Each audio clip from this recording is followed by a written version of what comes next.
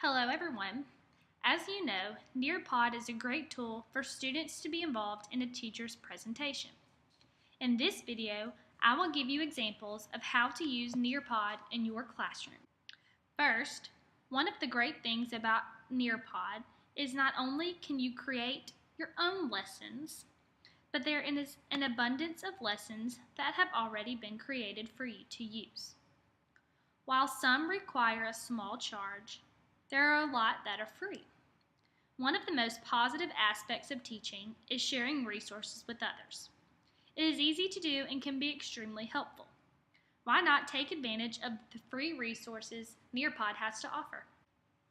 If you have a digital one-to-one classroom, then Nearpod is a great tool for you to teach a lesson.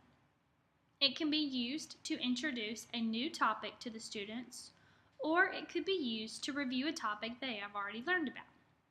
Whether you create a lesson yourself or use one already created, Nearpod engages the students and really holds their attention.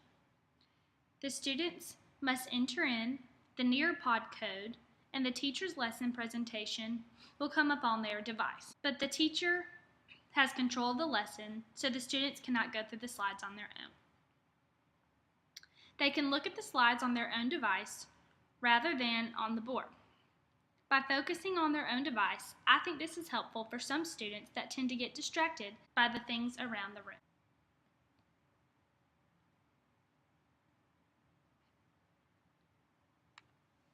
If you have a paid account, there is also an option for a student-paced lesson. This is a good way to let students work at their own speed because it gives them a chance of mastering something before moving on to the next slide. Also, along with a paid account, there is an option to assign a Nearpod lesson for homework. If your style of teaching is a flipped classroom, then this is an awesome option for you. The students can complete the lesson and learn the content at home for homework, then practice the skill at school with more specific guidance and instruction from the teacher. A Nearpod lesson can also include formative assessment, such as open-ended questions like you see on the screen, multiple choice questions, or drawing their answer. This can be put at any point in the lesson. It can be placed at the beginning to be used as pre-assessment to see how much the students already know. It can be placed in the middle for the teacher to see who is understanding the material and following along. It can be placed at the end to show how well the students comprehend the lesson. This will let the teacher know if he or she needs to continue teaching the content or move on to the next lesson. All of these different ideas for assessment are helpful and useful for teachers. My students seem to really enjoy being able to use their device to follow my lessons, and I'm sure yours will too.